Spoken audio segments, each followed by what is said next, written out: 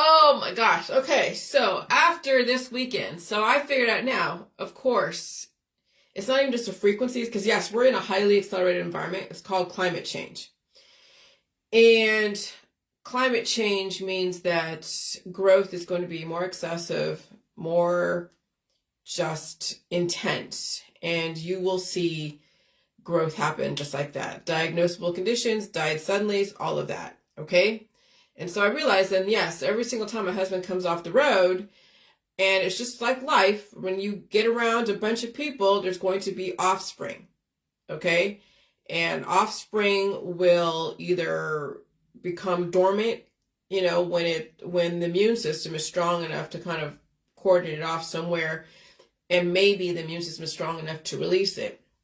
But some people have sluggish immune systems, so the immune system finds a way to cordon off those offspring, and hopefully the body is able to do something with it, assuming it's strong enough. But what happens is people then take on all this offspring, these little microbial offspring from just being in a diverse group of people, company, and then it turns into either a died suddenly or a cancer diagnosis, because it then triggers the immune system to develop stem cells to basically try to rebirth itself. And people are not balancing out the rebirth of the old world and new world together, and so they try to manage the new world by destroying it and still keeping the old world, but sometimes there's not enough infrastructure in the old world and the person doesn't survive the treatments. That's what happens. Okay, so then last night, actually yesterday, I said I heard a tone in my ear. It was in the afternoon, and I was typing something, I was typing something. It wasn't even in the afternoon, it was actually in the morning, really early in the morning. And oh my gosh. So I ate some food, and then I felt my heart palpitations, and I had to go to sleep. And when I woke up around 12 or 1, give or take, I felt like I was passed out. I don't even remember sleeping. And I felt great. I felt like a new person. But then after that, right, then last night, like this morning, around 2 o'clock, 3 in the morning, I am blowing my nose. Okay? And I'm just blowing, and just getting all the mucus out. Because that's basically mucus, baby. It's in my poop. I was releasing the demons in my poop, and I'm blowing my nose. Because that was the exposure to my husband.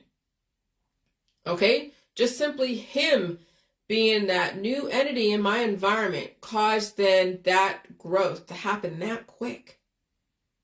Now, did I get any kind of hives? I might have felt something. There might have been one tiny hive, if at all. But not really.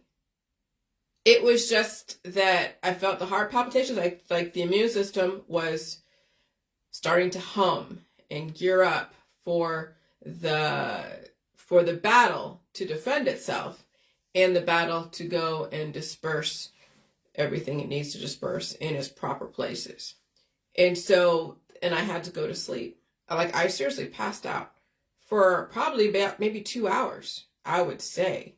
I don't even remember sleeping. It was so weird. I woke up going like, wow, it's like being reborn again. Okay?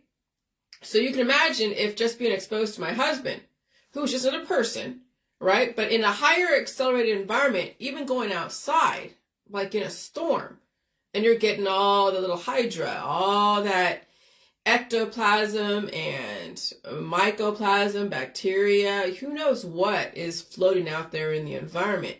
You still have to take that on, it'll cause then your immune system to activate, cause the little offspring to develop, and then your immune system is supposed to know what it's supposed to do with it. It's not supposed to harbor it forever. So then I figured out then with this whole thing with the Hayflick limit. Oh my gosh, the Hayflick limit. That was something I just discovered just by going through the exercises of understanding the science of so many things, all the different laws of physics. And when I'm studying the laws of physics, and I'm getting into that mode of the science of this, the science of that, and then the science of decay, and then discovering Leonard Hayflick and his discoveries around somatic cells, which I had to differentiate between somatic cells and germline cells, which I already knew. Remember, I already studied that with the Henrietta Lacks, the HeLa cells that they took from her way back, and I guess it was the 1940s, 1950s, and they did it surreptitiously, they did it illegally, and so now there's reparations. They're paying that family money for using her cells and using her body as for science experiments. And so they discovered that whatever cancer she had at the time, that they were actually immortal germline cells. And so all cancer is immortal germline cells. And so that's the immortality. But how do you balance out the immortality, right? This is right now what our society is juggling, is how do you balance out keeping the human race going and also releasing the demons? Oh my God. And so the somatic cells are able to double, triple, whatever, are able to double itself at least 50 times, which is why menopause, which I figured out that number 50 was the magic number of when fertility is over for women, for the most part. Some do experience menopause earlier because of their genetic makeup. But the rule of thumb is that the cells in the body can only double itself 50 times. Then you times that by how many cells in the body, and then 50 times you get, or 50 chances to procreate. Okay, whether it's procreate cells to keep you alive or procreate a baby, you choose your own adventure. And then the body then has to finally mature and not go through that mass amounts of procreation. And so then it's either you're going to release the demons and allow, and hopefully you have time to take on the new world with your stem cells. And that's what diagnosable conditions are, is your stem cells are trying to come through, and then the old world's trying to suppress the new world, and there's that battle between the old and new. And so what I've been experiencing, I'm 49 years old, I'll be 50 next year, but I discovered this at the perfect fucking age. It took me 7 years to do this, of course. That now, since I haven't had my period in a month and a half, and it's been dwindling, like no more eggs are dropping, but everything still works. Okay, it doesn't work long, and I don't want it to work long, so I don't want my husband to destroy me through that manner. But I realize now that I'm not going to be fertile, and I don't want to be fertile. Okay, but now I'm going to be the best copy. Like I said a couple years ago, I said women, when they finally get over the fertility stage, unless she gets damaged through an accident, that's the only way she'll become fertile again, is if there was something that threatened her and would cause extinction, like an accident, like something majorly damaging. Okay? That's my guess. I'm not going to go and test that method, that if I got into an accident and something happened, like major blunt force trauma, then I would drop an egg like that. But that's my guess. But as far as what's been going on the last 3 years, as far as fertility, yeah, I had a lot of diverse organisms that woke up. That's why I did those reels of the mycoplasma.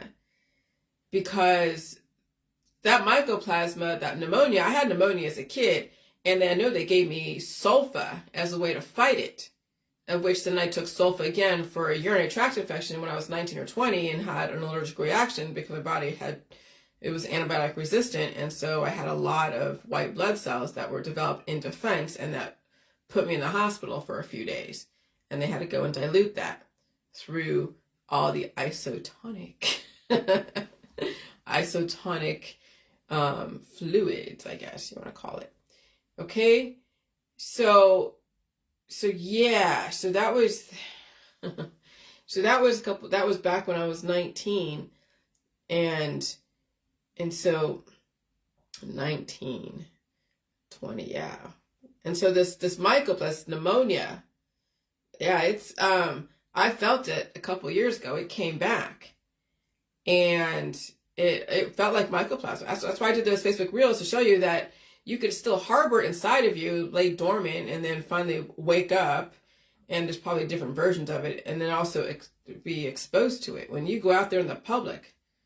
I mean, you could wear a mask or not. Either way, people don't wear masks. They have to be able to assimilate to their environment, and they will be exposed to so many different people. And yeah, the pneumonia is prevalent out there. It is out there. And so it feels like a web-like type of consistency, very viscous, that you can hardly even swallow. You can breathe. I mean, I could breathe because I opened up my system, but I couldn't, the pain in my eyes, the pain in my head, the fatigue, the can't even barely walk. Like my husband felt some version of that when he was off for a week, where he could barely walk. Okay, some people do get diseases where they could barely walk because of that mycoplasma, pneumonia, bacteria, something that really metastasized. And so people are trying to blame the V's, but I'm telling you, when you're out there in the public and you're taking in so many different diverse microbes, that causes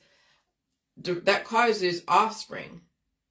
Because when you are developing a defense against whatever's coming in, it's called fornication. It's called microbial fornication, and there's offspring that come from that. And that offspring are called antibodies. And those antibodies, it's called the antigen-antibody programming.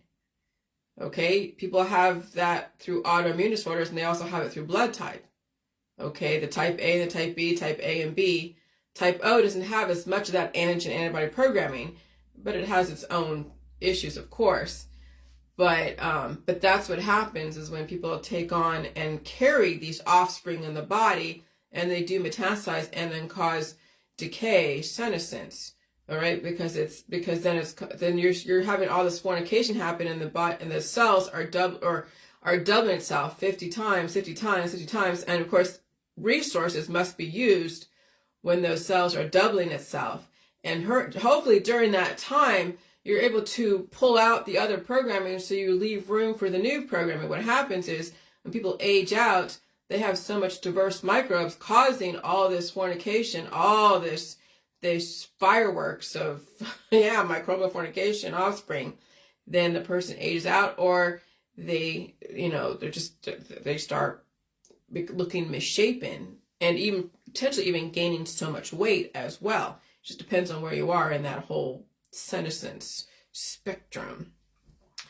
And so then at some point, if the vital organs are weak and or the blood vessels are weak, same thing, I guess, then some of that offspring then do block valuable oxygen getting to the brain and lungs and other places.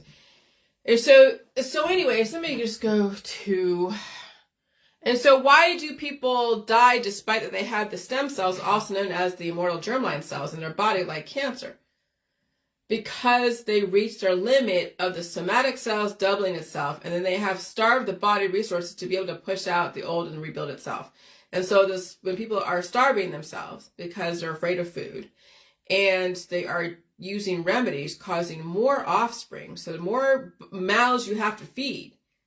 See, that's the thing with taking remedies, is you're developing offspring from those remedies. It may keep things at bay, and you might be developing mercenaries for yourself or against yourself, however you want to characterize it. But you still have to feed them. You still have to have the parent cells be strong enough to raise them. Okay? And so what happens is that people take on all this offspring, and they don't have enough resources to train them to take care and protect the parent, the host. Then what happens is those children then eat the parent out from house and home and destroy the infrastructure and then destroy the host.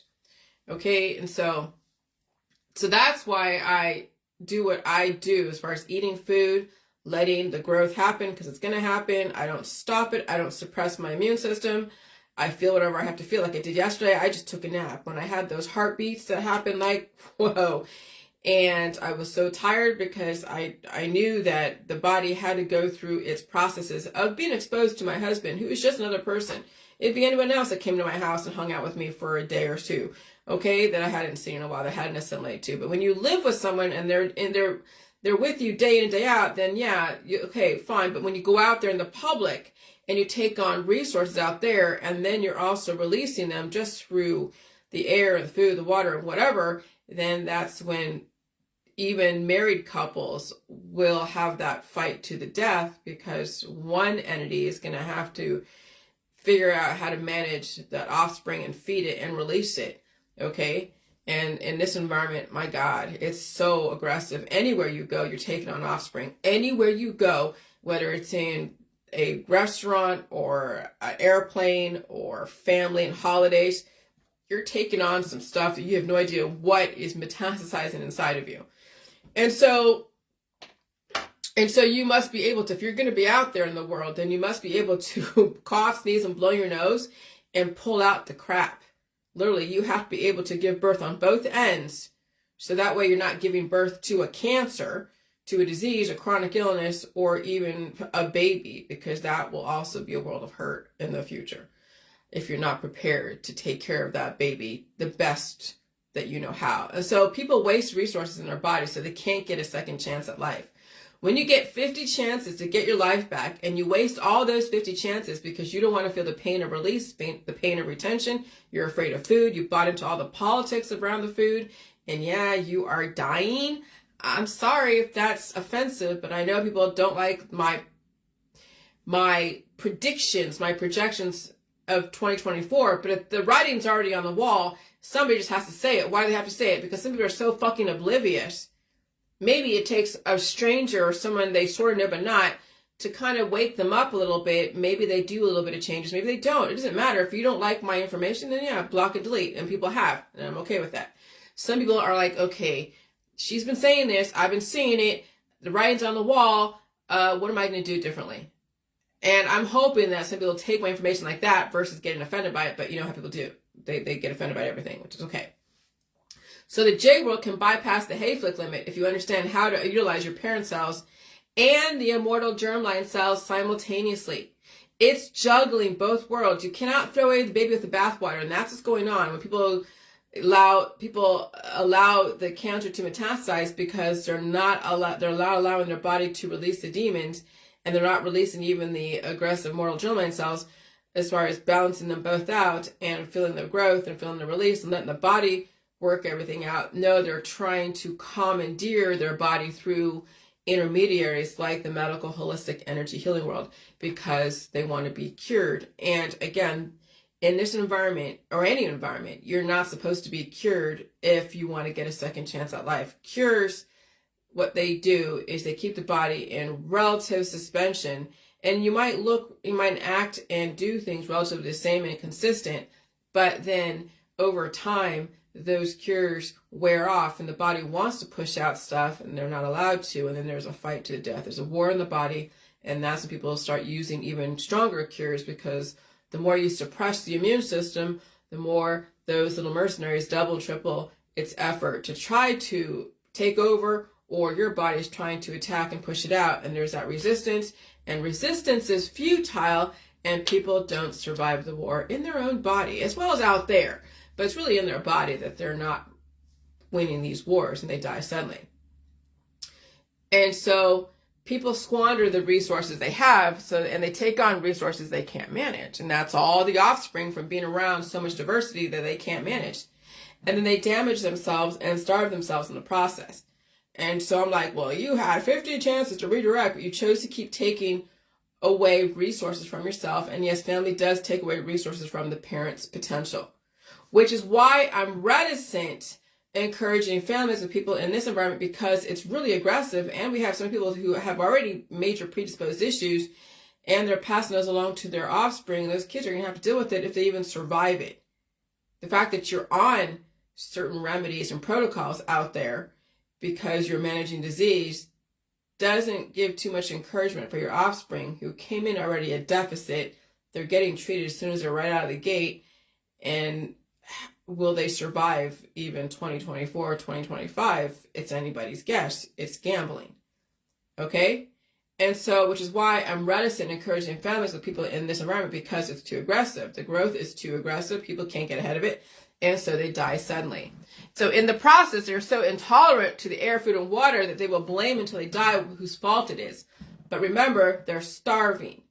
They are political about food and political about everything, and some people are really mean and nasty in the process. And so the death process is an ugly process. And that's what I'm saying. When you finally realize that what you're watching on Facebook, all the activism and the blaming, is the death process. And that's why the system has gone to a surveillance system, and why you are allowed to stay home and stay safe and have things delivered to you so you're not caught in the crossfire of someone's dying process. Because when people are dying, they want to take down as many people as possible because misery likes company. And they have to be around each other because it's scary dying alone. Oh, absolutely.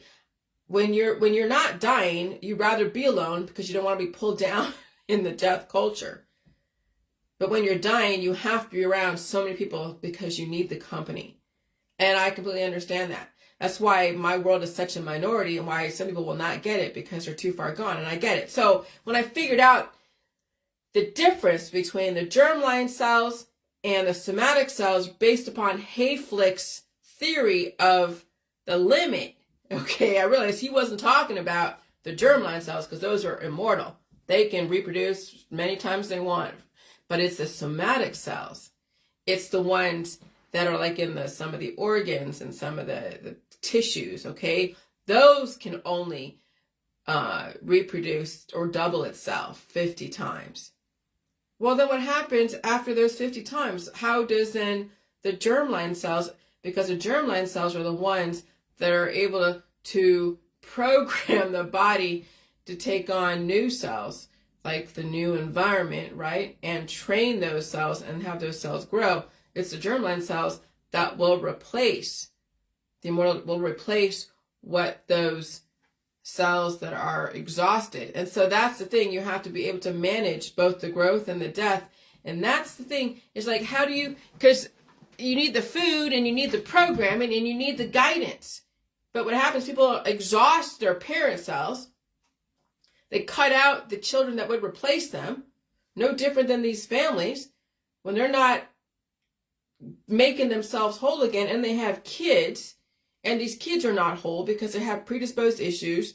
They have so many other things going on and they have a hard time evolving because it's painful to evolve and they have food allergies. And so these kids will die before the parents. The parents, then there's nobody to replace them and the parents die. That's exactly what happens in the body, is that the kids die before the parents, and the parents then, when the kids die, so will the parents. And that's happening right now. Before, it was the parents that would die, and then the kids would die later because then they become parents, and then it's like on and on and on. But in this environment, when you have so many generations of people reproducing, and then you're at the third generation, 3-generation rule, where the third generation just exhausts all the resources, and they don't have enough of the infrastructure to be able to deal with the environment, and they go a little bit crazy because that genetic line has been exhausted. That's what we're seeing right now, is that we're seeing in an accelerated environment how the genetic line has exhausted itself. And everyone's at different points of what the third generation is. But remember, we've gone through several resets. Okay, the 1800s. Oh my gosh, World War II. Okay, and so, and even through all these different wars. But that's a little abstract as far as third generation rule, but you just look at every 300 years what we've had to deal with, and it's in our society, and then in your family. Yeah, and so you'll see then even in your family, certain people have stronger gifts and stronger adaptation adaptation protocols, I guess. And other people, you see that where they're lacking, and they're going to have a hard time when they get older.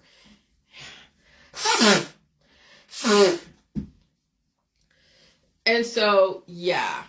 And so somatic cells have a lifespan of doubling itself at least 50 times. Immortal germline cells are immortal. So again, I have to be able to explain. Now I got to look at my head and figure out, okay, how do these immortal cells then be able to materialize? Can immortal cells convert to somatic cells? That's what I need to ask. Hold on. Let me ask Google. Can immortal germline cells convert to be somatic cells?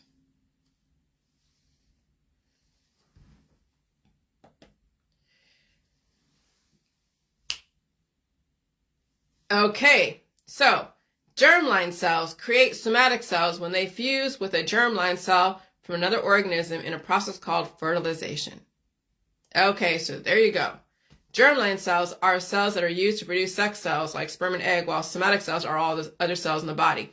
So actually, whenever you get exposed to another person or an animal or any kind of bacteria, you're going to have that fornication. You're having offspring, its own little world. Okay? And so you'll have the germline cell, and then you'll also have the somatic cells. So it's like bringing in your own entourage, like the cabinet.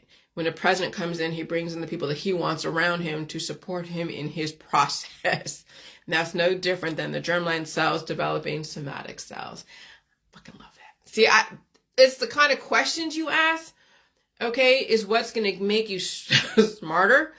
It really is. You got to ask questions, and the type of questions you ask. And then what are you concluding from those answers? Okay? And so I just answered my own question. So yes, germline cells can develop somatic cells simply by the fertilization process, even at the microbial level. No different than when you fertilize a sperm and an egg coming together, and there's germline cells, like the immortal germline cells, parent cells, I call them that. But and then there's the somatic cells, and that's like a baby. But you also have that too. And every single time, again, you're out there, you're always developing offspring. How are you managing that offspring? Is that offspring destroying you, or is that offspring supporting you? And when people are aging out, the offspring they have in their body are not supporting them. And so I figured out how to tame the offspring in my body and release the demons. And again, I didn't have any hives last night or yesterday. I just was so tired. I was so tired. And I felt those two tones. And it was around like 9 and 7 and 9. And there were long tones, 2 long tones. And then I felt the palpitations and all that. And I'm like, oh, time to go to bed. And so I went to bed hella early, around like 10 and in the morning. I had to go to bed at 10 because remember, I've been exposed to my husband. We have our once a weekend ritual. Okay, fine. And then we also hang out together. So we're exchanging fluids and all that. Okay, so there's fertilization going on. Even though they're not making a baby, there's fertilization going on. And of course, anything that when I go outside or anywhere else I go, there's fertilization going on. How do you manage the diversity from your environment? So even a spinster who lives out in the woods would have to deal with the microbes in the environment. Okay? And so I'm going to read this. So the somatic cells have a lifespan of doubling itself at least 50 times. Immortal germline cells are immortal, and immortal germline cells can develop their own entourage, their own cabinet. So somatic cells are the cells in the body, the other sperm cells, other than sperm cells and egg cells, which are called germ cells. In humans, somatic cells are diploid, meaning they contain 2 sets of chromosomes, one inherited from each parent. Okay? So the Hayflick limit, or the Hayflick phenomenon, is the number of times a normal somatic differentiated human cell population will divide before cell division stops. And that's why no matter what, just being out there or just living, you're always going to be reproducing something, because even all the germs come in, like, when there's all those little orbs, those are spirits, and they carry life, and it's microscopic life, yes. And so no matter what, even if you're by yourself out there in the woods or by yourself in your house and there's no one coming in and out, you're still getting exposed to some kind of life. And it's getting through your heating vents, it's getting through your air conditioning vents, it's going through the window, eaves of your window. You're not in a vacuum. You're in an open system or a closed system. Well, you're in an open system when you think about it. I mean, it could be like a closed system, like Earth is like a closed system, but you're in an open system called Earth. And you have an open system called your body. And you should be able to take on information and process it and utilize it and then release the demons. Okay? Why do you call them demons? Because they could be too excessive. That's why the body has an immune system, a filtration process, and a release process. Okay? And so, So the Hayflick limit, or Hayflick phenomenon, is the number of times a normal somatic differentiated human cell population will divide before cell division stops. However, this limit does not apply to stem cells or germline cells. And because that's what I was missing in explaining and specifying. Because how is it that these cells are supposed to be immortal can only double itself 50 times? Because there's two different types of cells. That's why the discovery of the Henrietta Lacks immortal germline cells was so amazing, because I knew immortality was possible, but how do you manage that immortality? And what those germline cells look like, right, when on a person who's dealing with disease is, yeah, they're tumors. Yeah, because you haven't distributed the growth, you're not managing the growth, you're curing yourself, so then you have all these little mercenaries, little kids in your body, okay, all these little offspring that are not allowing the body to rebirth itself because you're being possessed. So when you think about cancer, yeah, you're possessed, maybe not by the cancer, but you're possessed by the things that are stopping the body from distributing your evolution. And so then the body definitely wants to live, and so it develops these growths over here. So I really have to, it's on how you want to look at it. You can look from the perspective of those that are stopping the body from evolving and just taking up resources and possessing the body. Or you can look at, that's from the invader's point of view. But then you look from the point of view of the cancer, it's like, I want to be able to live and evolve the parent cells. I want to be able to evolve itself, right? The human body, but the invaders are stopping it. But it doesn't matter. Either way you look at it, from the point of the invader stopping those immortal germline cells to do what it needs to do, or from the immortal germline cell, cancer cell, from whatever point of view, the fact that they can't get along and balance each other out says that the person has issues with release, issues with retention, issues with food, air, water, politics, religion, and science. And so either side you stand on, it doesn't matter. You can make the invaders the enemy. People wouldn't, because they're like, well, I don't want to deal with the evolution. I want to stay and be cured. And so I'm going to take the cannabis or take this and take that. So I couldn't say that the invaders are bad, because somebody else would say, no, I want the invaders. I don't want the fucking cancer. I don't want to evolve. I want to live just one life and that's it. And so I want to have my cannabis. I want to have all my different operations. I want to have, a certain kind of diet to keep me going for this long in this way until God takes me out. And I completely understand that. And the other side of it, like me, I'm like, well, I want to get rid of the invaders and let them go and let my immortal germline cells develop then, an evolution, the next life for me. And I'm willing to go through the pain and suffering to do that. And so that's how I have to look at it from this point of view. So there's two ways to look at it, and I have to remember that that's what it is. Though I do come from, a very biased point of view, but I have to understand both sides of it. And that's important, because that way I don't discount some, but I do go down those roads of discounting another person's thought process around what they want and how they want to conduct their life. But that's part of the process of understanding both sides. You play the game of that's evil, that's bad, and I'm good. And then you have to reverse that and be like, oh, Jillian's horrible and they're great. And no, it's, what is your intention? What are you willing to deal with? Okay. That's ultimately what it comes down to. And so no one's evil and no one's bad or wrong. It's just a perspective and what life you want to live. You want to have just one life and believe in that? Fine. Then cut out your cancer and cut out your tumors and take your remedies and surgeries and do that and absolve yourself. And that's great. You stay on that side. But then on my side, I'm going to release the demons. Be careful how often I go out there, because I have to be able to release the offspring so I can live and not die from cancer, and allow the evolution, the immortal germline cells, to develop the infrastructure in a regulated way that's not too influential, taking more resources than it can that it can use. Because if you eat yourself, there's nothing left, right? If you start eating your hand and you're trying to, and it's like, yeah, you eat yourself until you disappear. You don't want to do that.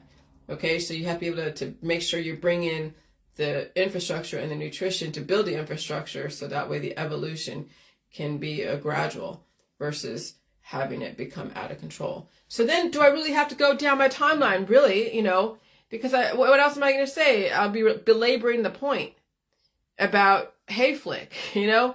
That was what I was trying to figure out, was how is it that there's Immortal, but he says only 50 times? What am I missing? Oh, that's right. Somatic versus germline. And I remember studying that stuff.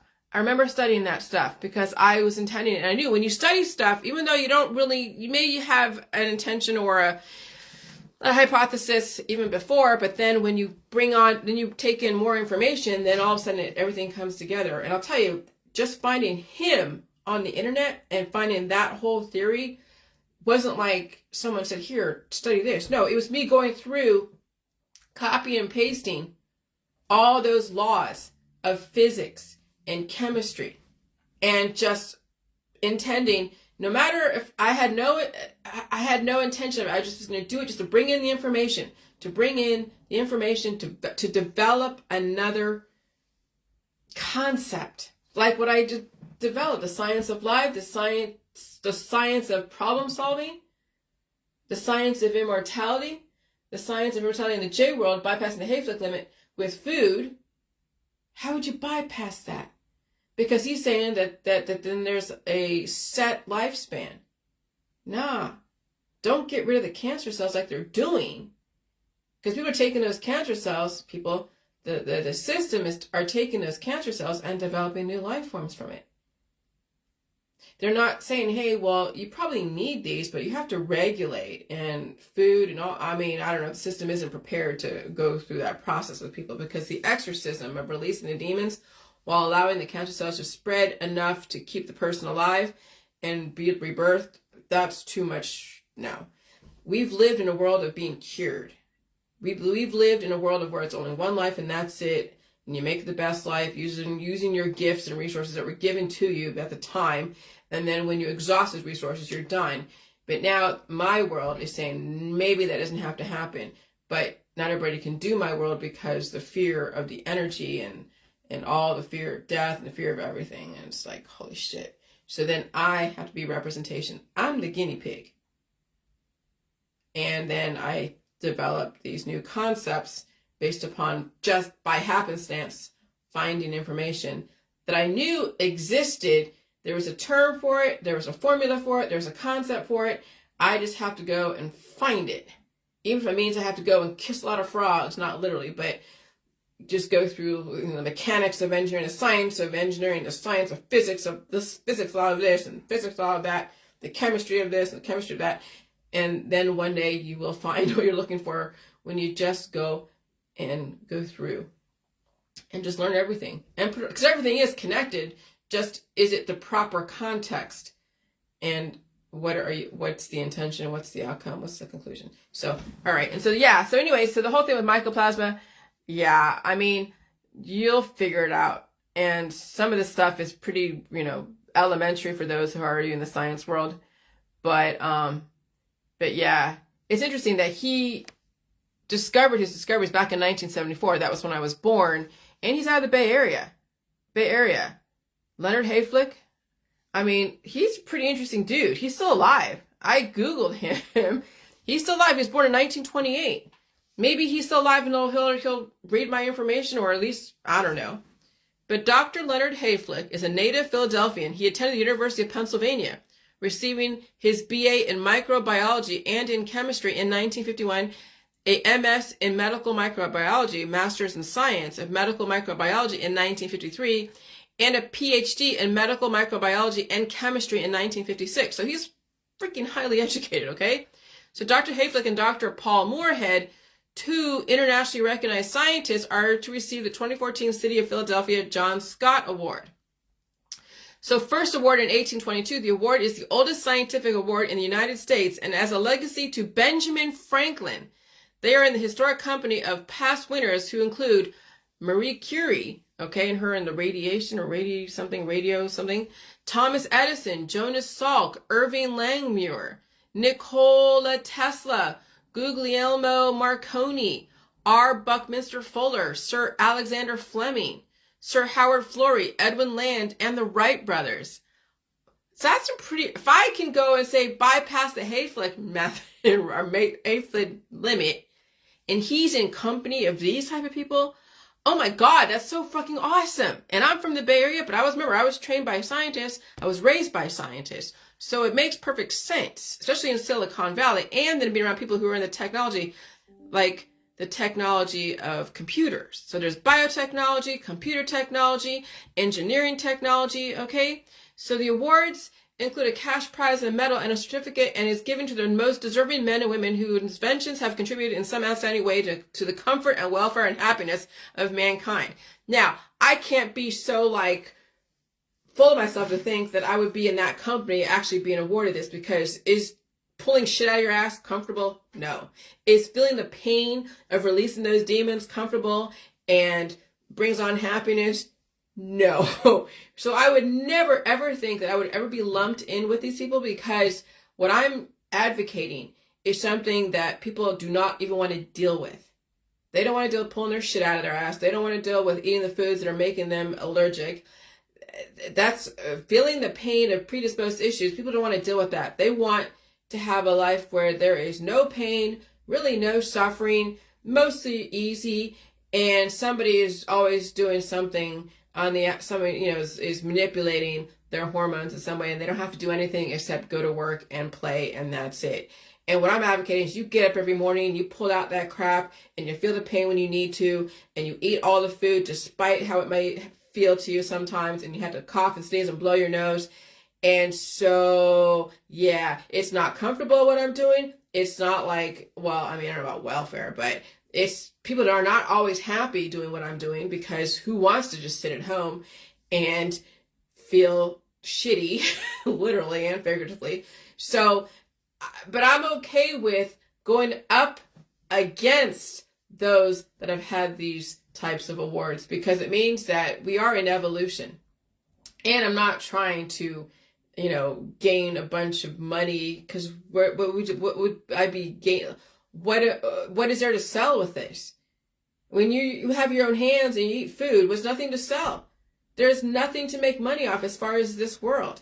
I've had students write to me through my email and say, hey, do you want to have a, you know, back and forth and tell us what you would recommend us to develop to help you with this protocol? Yeah, there's no pill. There's no contraption that you put inside the body to pull out the crap.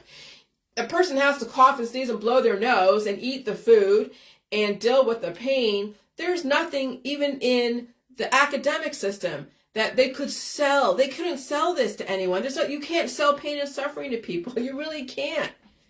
And so really what I'm selling is the outcome later on down the road, which could be 7, 10, 20 years later for some people based upon their predisposed issues and their lifestyle, and if they even survive the environment. And so, and that, I'm telling you, it's the time. Time is going to be the proof. But you've seen where I've come from back in 2016 to now, and you can make your own conclusions on if I've, you know, overcome whatever hurdles and blocks. But yeah, I mean, so I think that, oh, would I be famous one day for this, you know? Not really, because they already are saying, you know, immortality is possible, just how it's going to come about and what it's going to look like.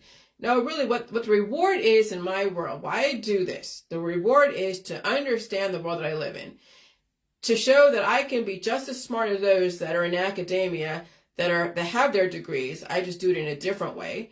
That I can utilize my resources in my environment without being greedy, and I'm not social climbing. I have no desire to be accepted by the mainstream, really. I mean, it would be nice, but that would mean then they would have to question a lot of the methods out there and even potentially overturn some things or explain to the patients why they didn't say that they would help them with the, you know, gaining their life back.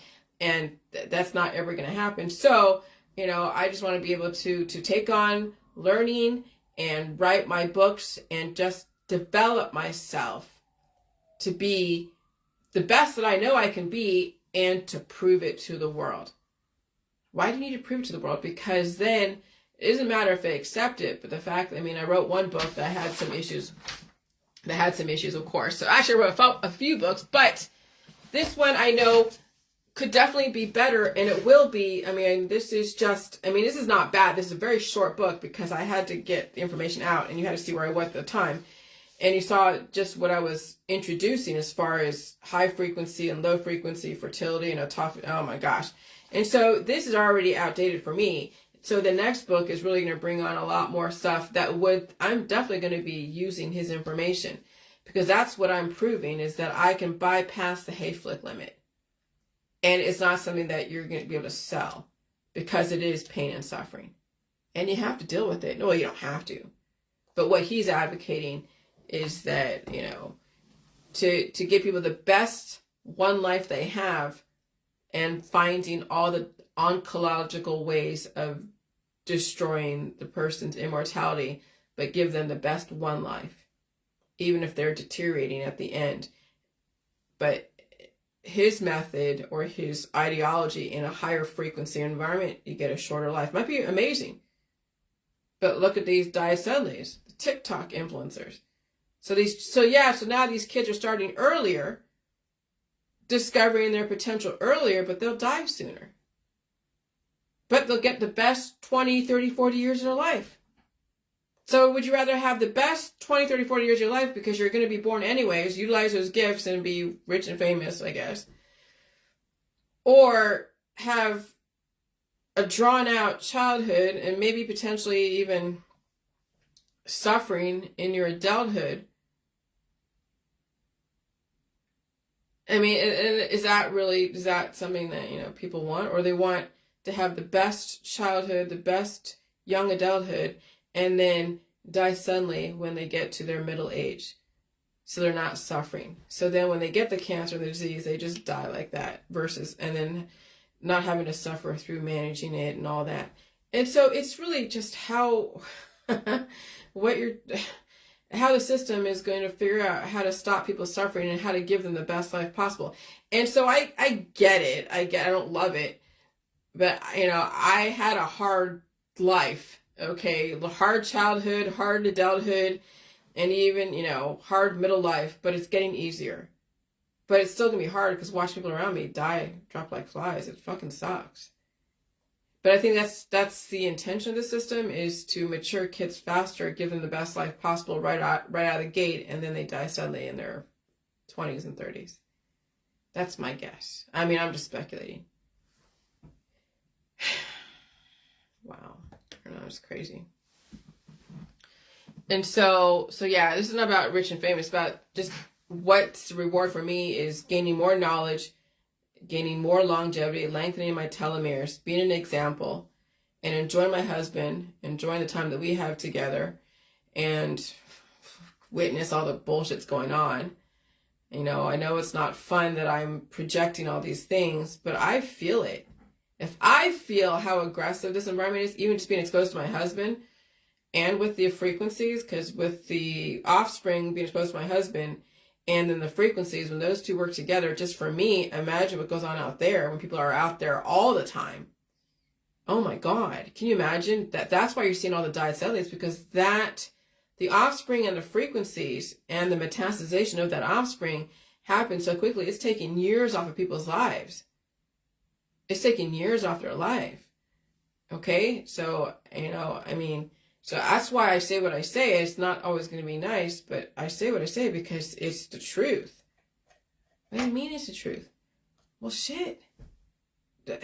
Look around you. Geez, how much evidence do you need? You don't have to go to these diet-settling groups. You can just look around you and your friends and family. How many people have been diagnosed with cancer or with some kind of diagnosis or dropped the last couple years? Oh, but it's supposed to happen. Yeah, but the frequency that it's happening is a little bit concerning, but not really. We've been told this. We're told climate change is going to happen. It's here. And so I know that if it's bad this year, if it's bad last year and the year before, it's going to be bad then next year. 2024 is already here when you think about it. And Manila had their earthquake and shit. Yeah. And there's going to be, you hear about calderas and volcanoes, and there's Yellowstone. I was listening to some of the videos on history of the Dark Ages around 536 AD. And then, of course, when Islam came around, but Krakatoa was the volcano that cast the world into darkness and all of that, and the ash cloud just completely covered. And I mean, I'll tell you, we've gone through some pretty crazy stuff, and so the system is going to figure out how to manage what potentially could happen and even preempt it. Potentially, I don't know, I'm just speculating. Okay? But yeah, I get very dark because I feel it. And I know it's going to happen. So it's me preparing myself to deal with the amount of diet suddenlies that will happen next year. Okay? I'll tell you, I mean, it's me getting prepared for it. Those who are way far gone, they're not going to like my information. They won't. So I don't blame you if you defriend me, because you'd rather just enjoy the life that you have versus having someone say, oh, you're all going to fucking die someday. Which you already expect. But it's my way of getting out the trauma. And yesterday I felt it. Ooh, God, I felt it. Well, you're projecting. Yeah. Yes, absolutely, I'm projecting. We're not that different. But, again, everyone will have to figure out. Because when I'm releasing demons and I'm feeling tired and I just pass out like in my bed, and I remember sleeping, and I remember going to sleep, and I'm waking up going like, Jesus, where the hell am I, right? Type of thing. I can only imagine. I can only imagine what someone who doesn't have my body type, who doesn't have enough infrastructure or resources, when they don't wake up. So the fact that I woke up at 12 was a gift. Some people will go to sleep and they don't wake up. You see it in the diet suddenly groups. So yeah, I'm a little concerned when I can just pass out and wake up, and other people pass out and they don't fucking wake up. Yeah, you should be scared. I'm fucking scared for a lot of people out there. And they're not going to change, and they won't. I get it. So I have to get my fucking frustrations out.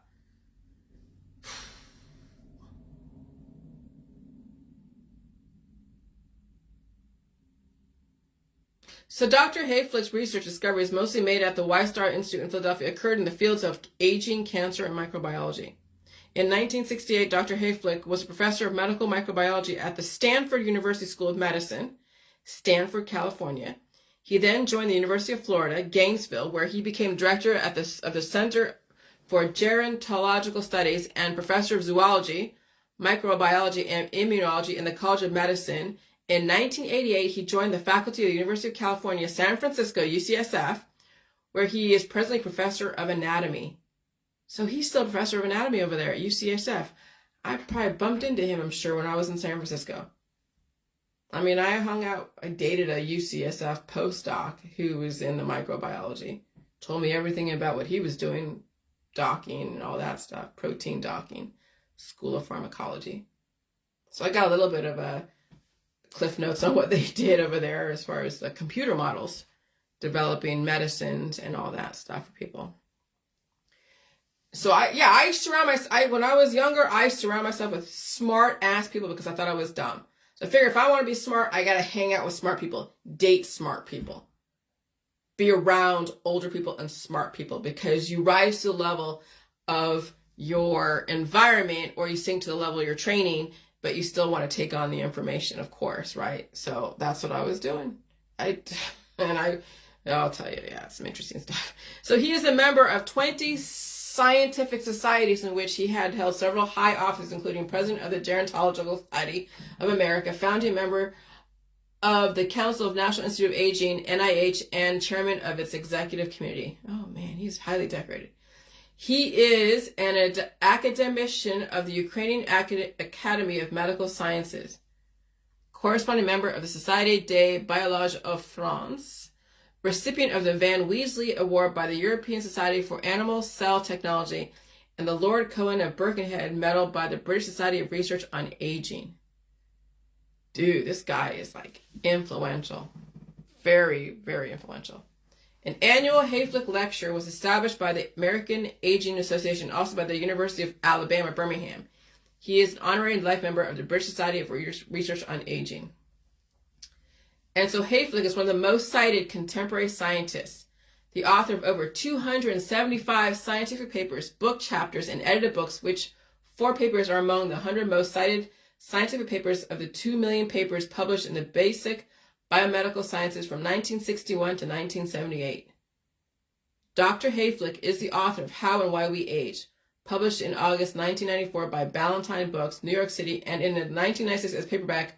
The book, translated into 9 languages and a selection of the Book of the Month Club, has sold over 50,000 copies worldwide. So then I'm saying, well, we don't have to. Okay? So I'm going up against someone like that. And I have 3 years of college, 8th grade education, when you think about it, back in elementary school. Was raised by scientists. I was programmed to be, a courtesan when you think about it. And here I am now challenging that you don't have to die someday. Okay, it's like David and Goliath, right? I'm going up against this giant, this luminary. I'm saying, well, you don't have to die. We could bypass the Hayflick limit. And people are like, yeah, who the fuck are you? Jillian? Oh my God. Oh my God. And it's just simple as pulling out your crap and eating food and feeling pain. And you can't sell that again. You can't sell that.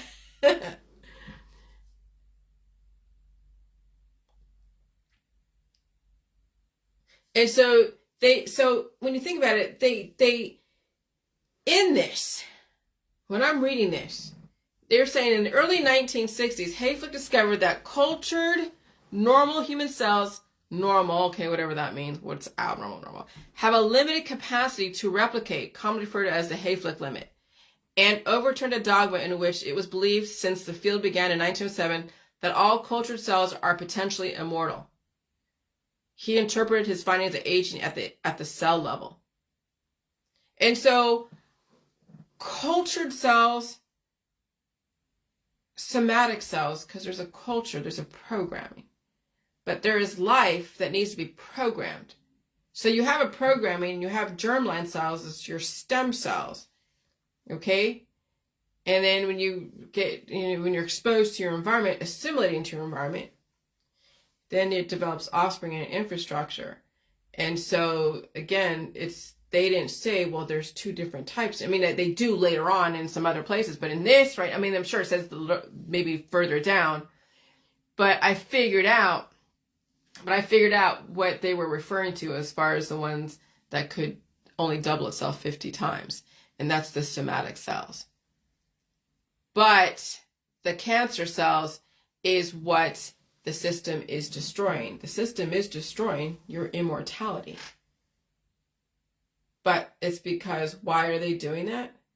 Because people don't want to feel the pain of release, the pain of retention. They want to be cured. And when you want to be cured, it means that you don't want to have an immortal life. You want to stay in that one life that was given to you. And you want to just suck the life out of that life until there's no more of you, until you become decrepit, the crypt keeper. Okay? And so that's what the system is doing. And so in later years, discoveries by other structures at the ends of chromosomes called telomeres found that they shorten at each division, thus providing the molecular explanation for Hayflick's findings. Discovery that the enzyme telomerase is switched on by cancer cells stop telomere shortening and explain why they are immortal. Okay, so the cancer cells then switch those telomeres to turn on and extend the life, and then people don't want to feel that, and so they try to cure themselves. Wow. And so Hayflick also found that because the WI38 was exquisitely sensitive to the multiplication of all of them known human viruses, he suggested their use for the production of as a safer human virus vaccine. He produced the first poliomyelitis virus vaccine in these cells. In the 1960s, all the world's poliomyelitis virus vaccines, both Sabin and Salk types, were produced on primary monkeys' kidney cells that were found to frequently contain dangerous or even lethal viruses. And so Hayflick spearheaded an international effort to replace primary monkey kidney cells with the WI38. Oh, God. Oh. And so from the mid-1960s until today, most of the world's human virus vaccines, poliomyelitis, adenovirus, measles, mumps, rubella, varicella, chickenpox, rabies, and hepatitis A have been made in WI38 or a British version MRC-5 developed later. These vaccines have benefited over 2 billion people.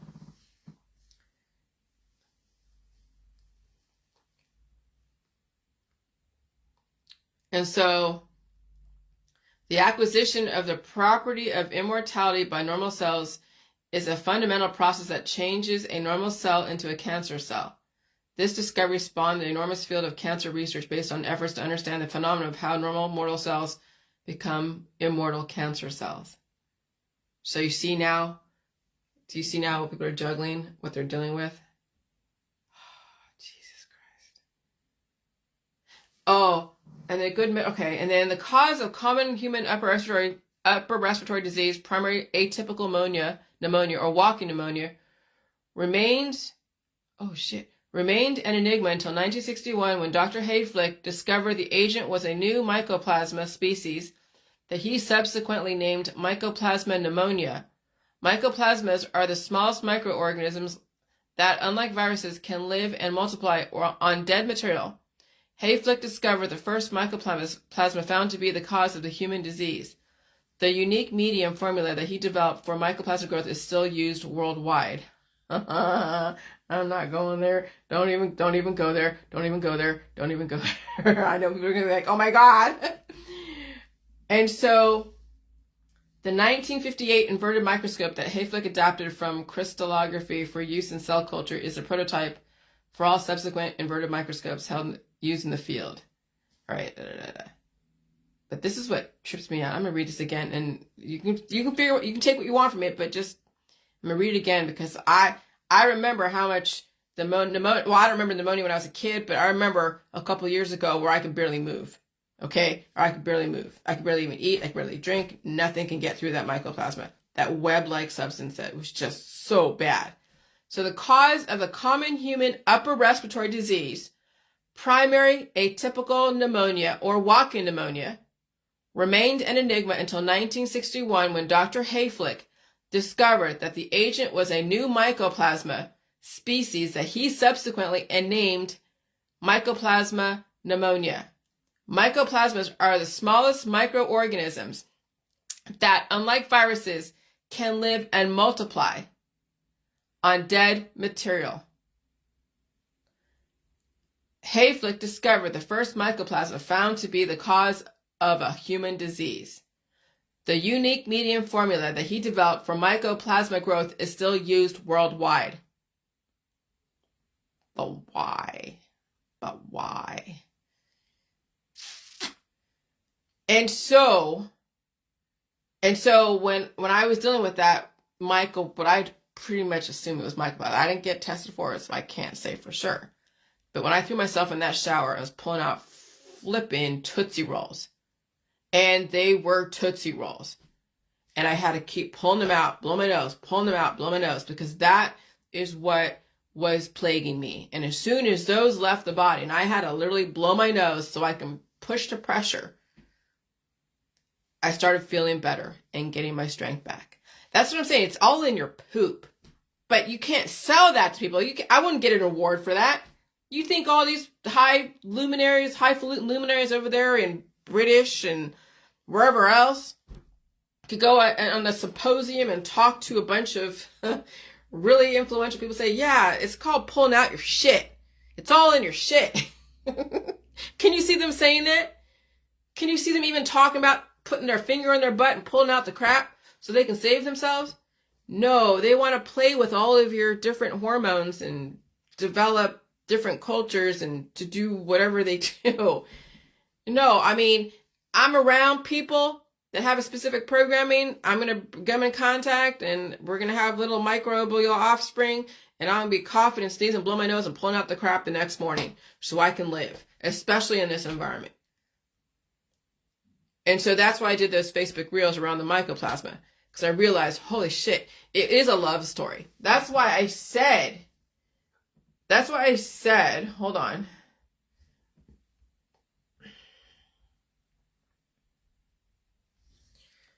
I knew someone that died after they had diagnosed of mycoplasma or, walking pneumonia. Hold on.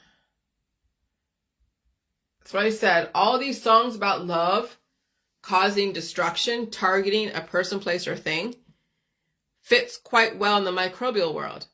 People have such love affairs with their own diseases, and they definitely foster their own diseases like it's family. But Jillian, it is their family. The microbes, the offspring inside, they're trying to control and even cut out, right? It is their family.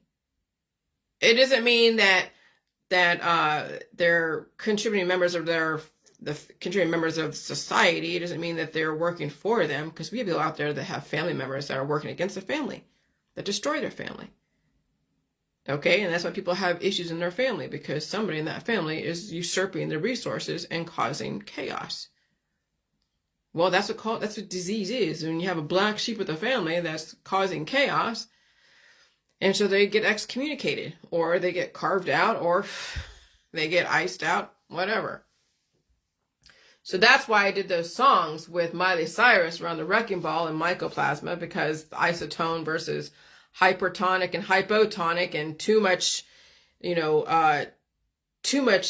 fluid inside these cells, and people are like, becoming muscular and all that stuff, all the hormones and everything else, and they burst. And then you got not enough, you're so deflated, and you had all these different diseases from not enough fluids or too many fluids. And that's why I had that video about hypertonic, hypotonic, isotonic, open system versus semi-open system, closed systems, isolated systems. And then how mycoplasma and that's the thing. The person that I knew back when I was younger died a couple years ago during the pandemic, and he was diagnosed with walking pneumonia. That was basically what he was diagnosed with, walking pneumonia, atypical pneumonia, mycoplasma infection. And then he died suddenly. I'm sure all the treatments didn't help him. And that's what's going on. People are overly fertilized. They have too many offspring. They can't handle it. The person was trying to be healthier and run around, but it was eating so much spicy food. But he was exercising and all this stuff. And COVID came around, and he was diagnosed with walking pneumonia. And so, these frequencies, whatever they are, climate change is waking up the demons in people. Some that you can be testing positive for COVID, or you would test negative for COVID, but positive for pneumonia. It just depends on what's the most influential culture inside the body that they're testing for and coming up positive. So, And so anyways, I'm going up against a luminary. Holy shit. I didn't even think about that. I mean, I did. I didn't read his whole full thing, but when I was reading his credits, I'm like, oh my God. But the whole J world is basically bypassing the Hayflick limit. And that you finally can utilize the cancer cells in your body. You can utilize the germline cells, the immortal germline cells. Yes, immortality is possible, but it's not going to be easy. And it's not something you sell to somebody. What he did, justifying oncology, is what made him famous. Because then the system will find ways to go and destroy your immortality, of course, control your lifespan. But then, hey, get these kids to mature faster, realize their potential sooner, they become famous sooner, and they die sooner. That's a plus when you're trying to control the population. Me, I'm not trying to control the population. What I'm doing is, I am in a different way. You got to go through the pain first, and you can't sell that. So I'm the guinea pig. And so we'll see. Time will only tell. All right, that's all I'm going to say. I'm going to go drink my coffee and just ruminate about this. This is crazy. All right, bye.